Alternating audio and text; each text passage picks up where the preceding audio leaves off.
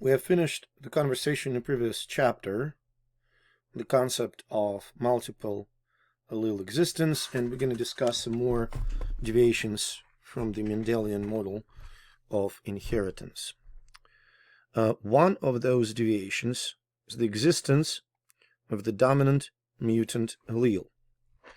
So it means that there is an allele which carries a mutation, and this mutation is dominant over all other wild-type phenotypes, whether they are wild-type dominant or wild-type recessive.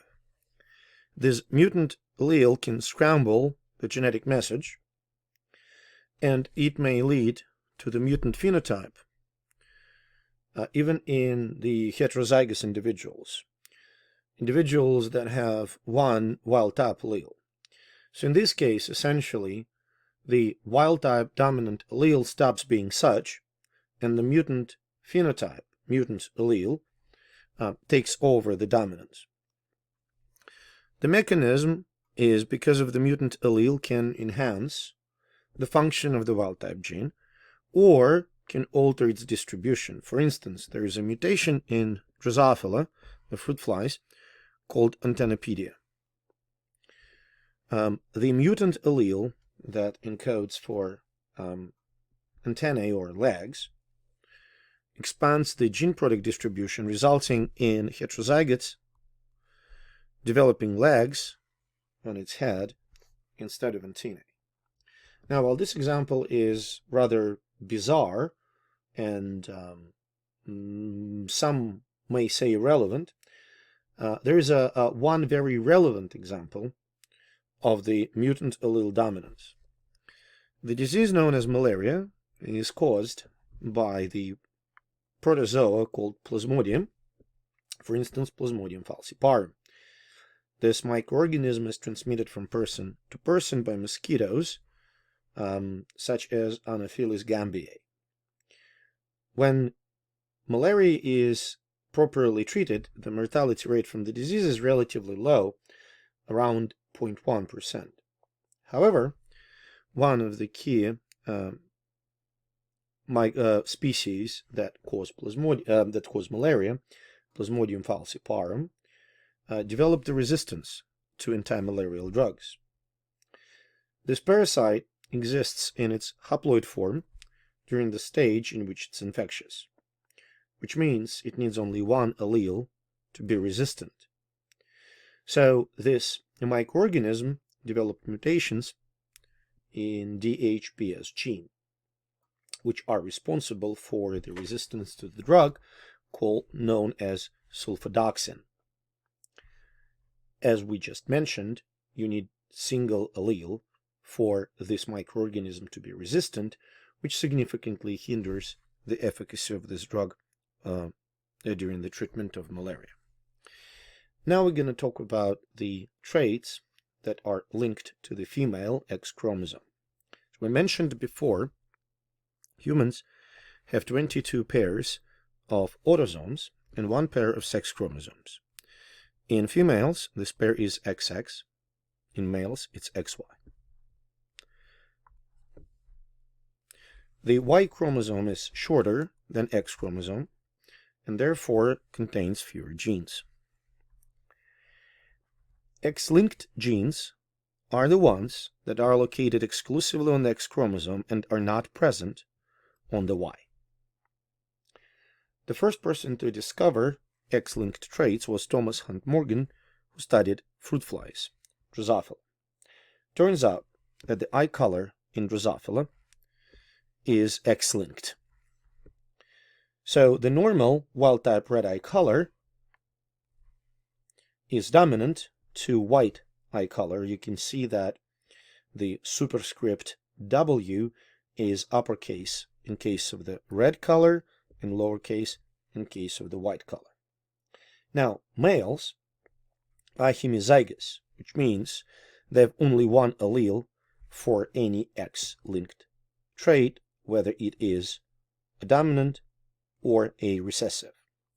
Females of fruit flies, on the other hand, are heterozygous. or they can be homozygous recessive or homozygous dominant for X-linked trail. So this is homozygous dominant, this is heterozygous, this is homozygous recessive. Since males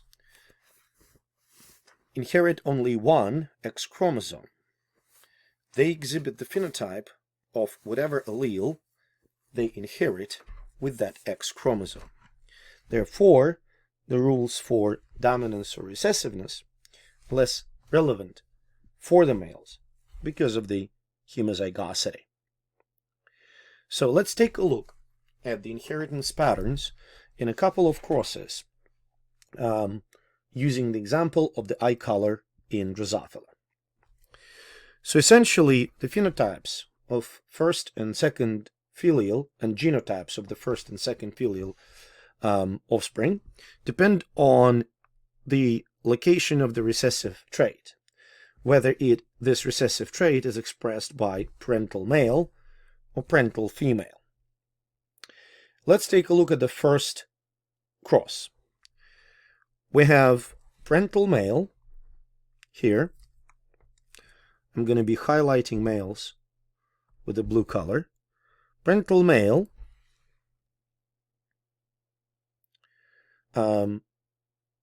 expressing white eyes, essentially carrying one allele for the eye color, which is recessive. On the other hand, the female gametes that are generated here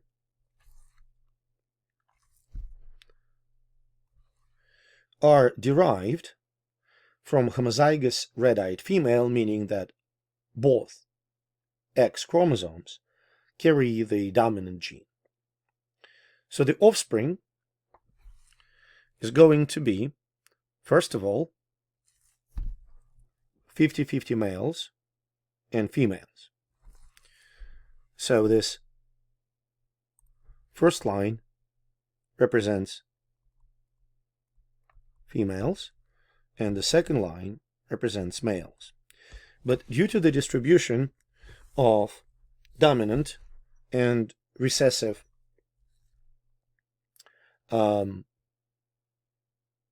alleles between the female and male gametes, as we mentioned before, in this case the recessive trait is expressed by P1 male. So while they all are females and males, all females are going to have red eyes, and the males are going to have red eyes. The background color of each cell in this table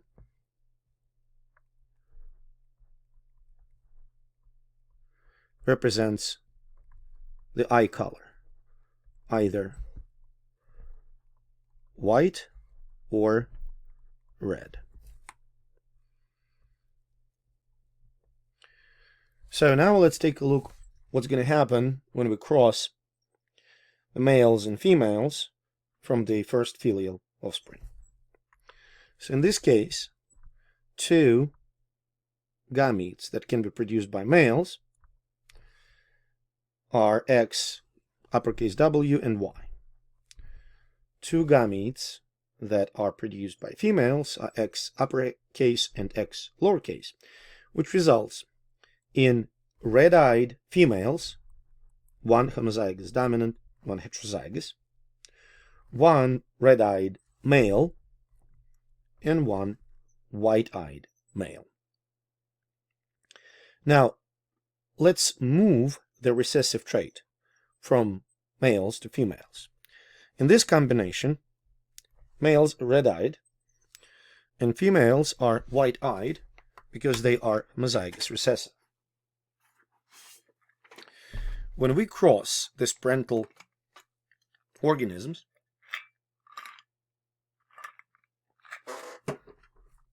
this cross produces heterozygous red-eyed females and white-eyed males. When the organisms from the filial first offspring are crossed with each other, the gametes they generate result in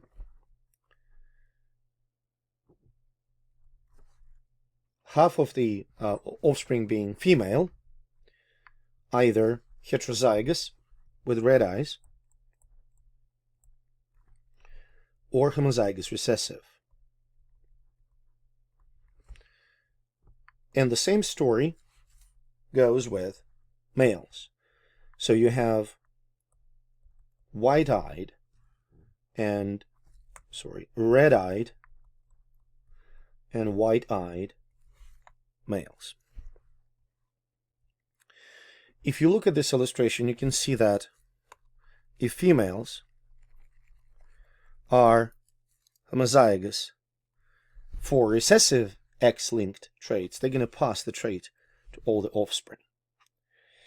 Now, what happens when a particular recessive X-linked trait appears in males?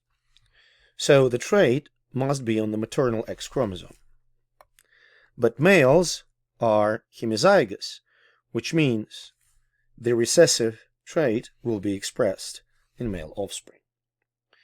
Heterozygous females can be considered the carriers for the recessive allele. They are asymptomatic, so they do not express the phenotype associated with the recessive allele. But in terms of the offspring, half of the sons will have symptoms, and half of the daughters are going to be carriers. Now, this pattern of homozygosity in males is not a uniform rule for all the animals. For instance, in birds, the homozygous sex is a female sex. So it means that traits that are sex-linked appear more frequently in females.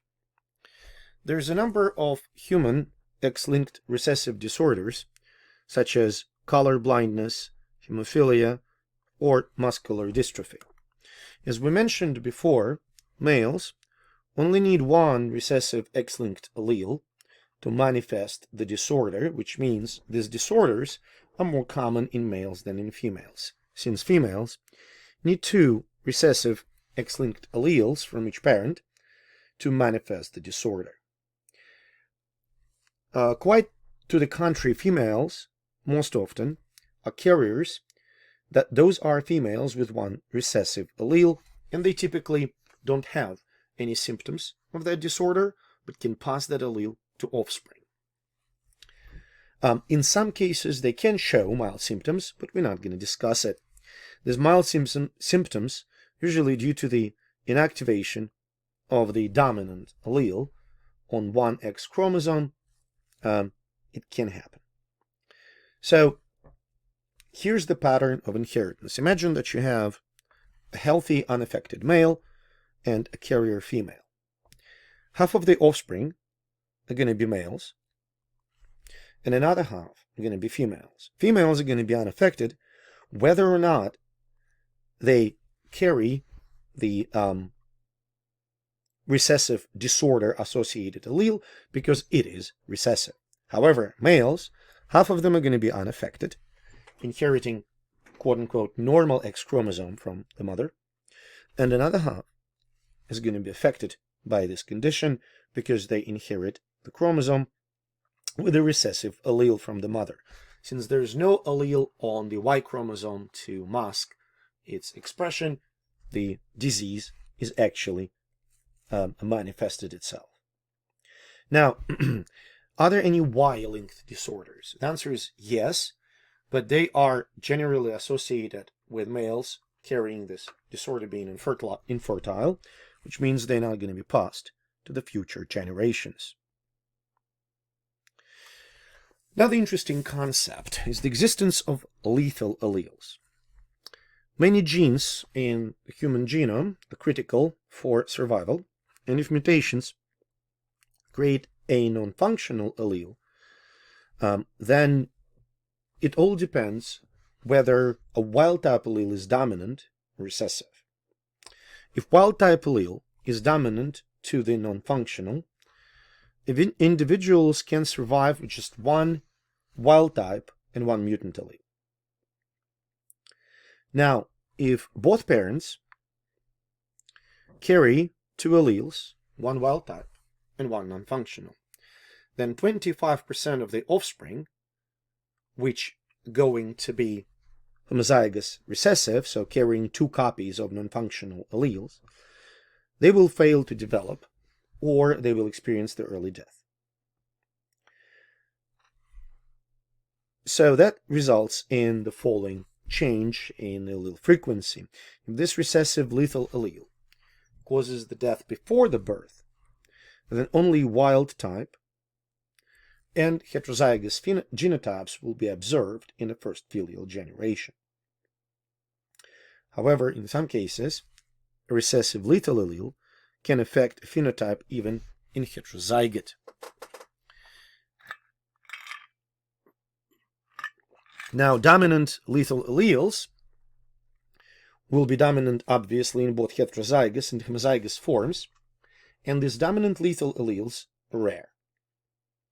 They're rare because they typically last only 1 generation. However, if the abnormalities associated with such an allele manifest beyond reaching reproductive age, this allele can be passed to the next generation unknowingly. For example, there's a condition called Huntington's disease. It's a dominant lethal disorder, which results in the degeneration of basal nuclei in the brain and eventual loss of motor controls. The first symptoms of Huntington's usually appear between the age of 35 and 40, which is way above the normal reproduction age for humans, and this is why they are often passed to the offspring. Now, let's review the laws of inheritance based on what we've just learned, and then continue exploring the inheritance patterns that deviate from the classic Mendelian view. So first of all, Mendel suggested that heredity involves pairs of discrete units, genes, and that genes are passed intact across generation. He also postulated that recessive traits, if we start with a true breeding organisms, reappear in the second filial generation, which means traits aren't blending and instead are inherited as units.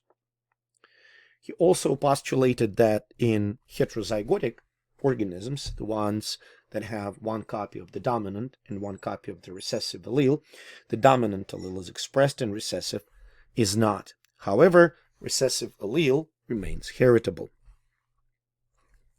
So this is a typo here, heritable. So recessive traits can only be visible in the offsprings with 2 recessive alleles, and these individuals are going to breed in self-crosses, breed true, meaning that they will produce exactly the same progeny as the parents. And we also identified that there are some inheritance patterns that deviate from the typical dominant recessive ratios. So, one of the laws that Mendel postulated is the law of segregation, which means that alleles separate equally into gametes, meaning that each gamete is going to have only 1 allele.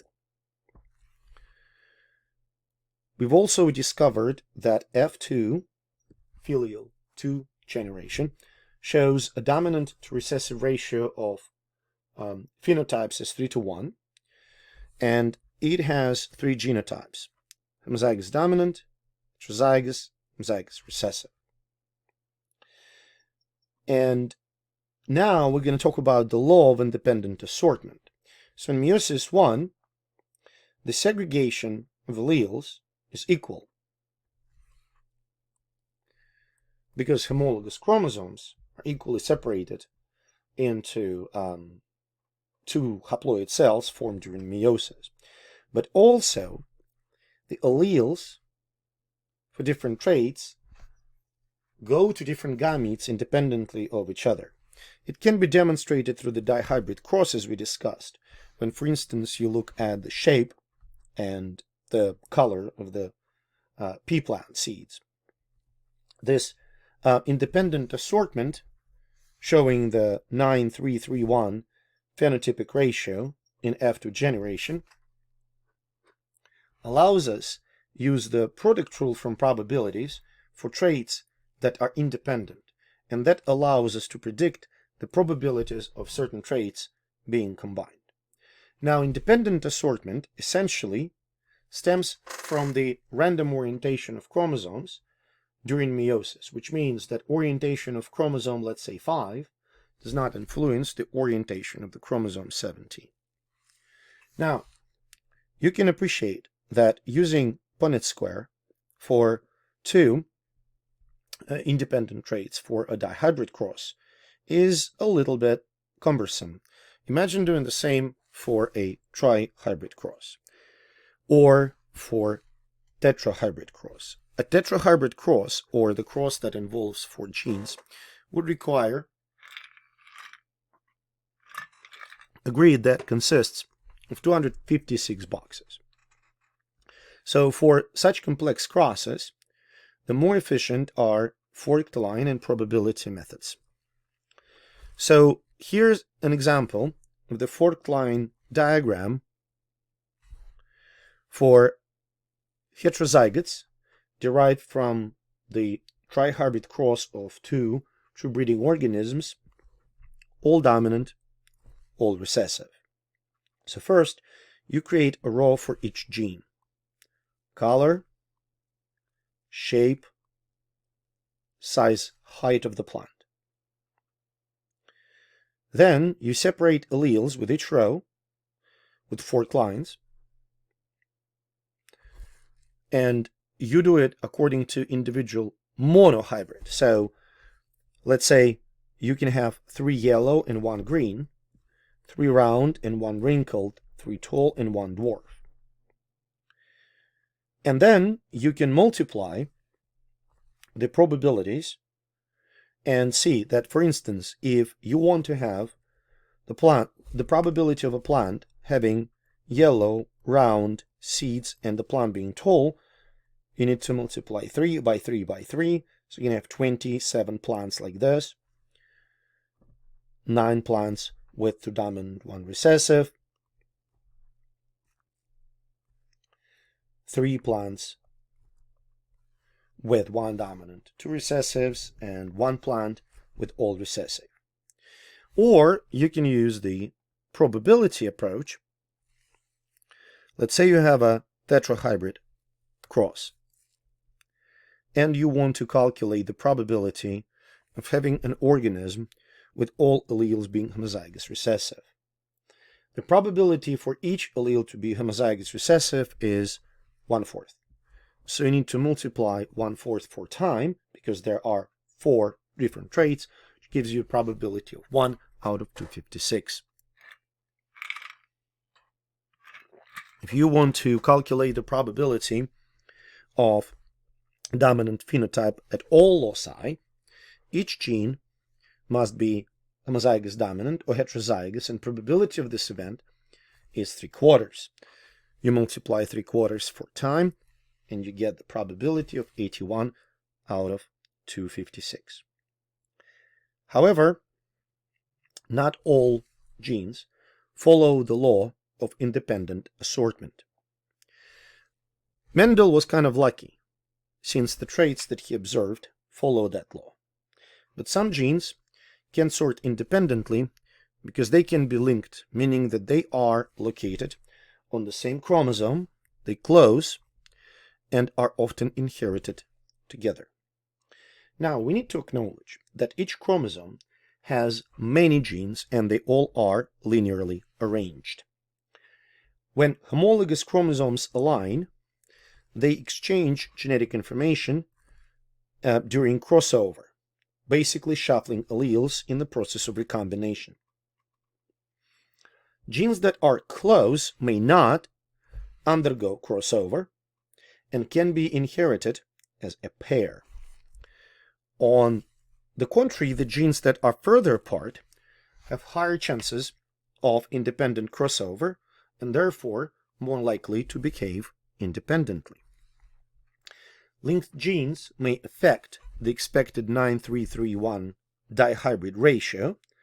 For instance, the color of the flower and the height of the plant are located close on a chromosome, which results only in the parental genotype in gametes. In other words, those two genes are linked and inherited together: tall plants and red flowers.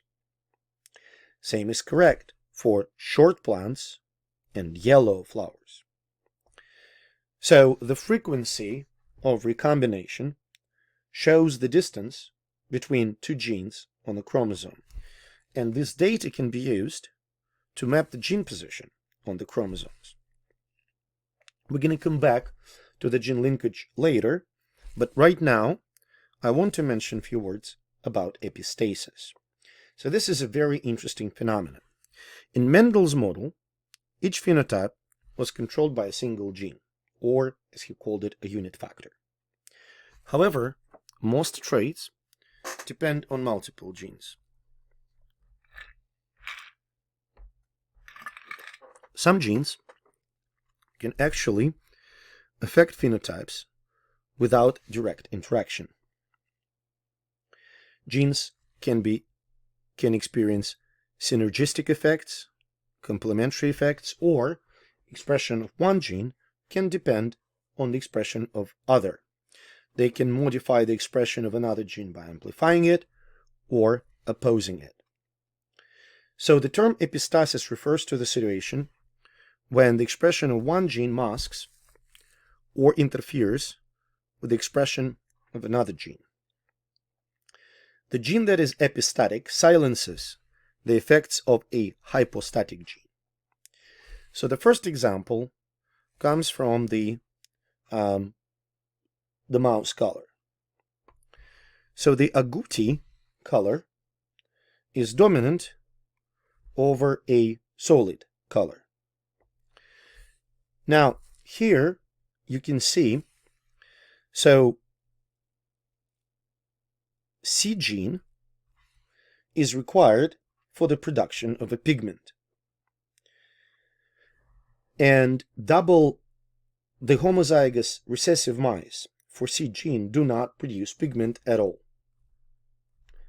They are going to be albino mice regardless of the A gene. A gene, that is essentially determining the distribution of the pigment, has nothing to distribute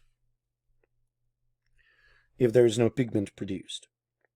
So if you look at the phenotypes of the cross between two mice that are heterozygous for both A and C gene, you can see that even though there are 3 mice that have homozygous dominant or heterozygous genotype for the A gene, the homozygous recessive expression pattern for the C gene turns them into albino mice.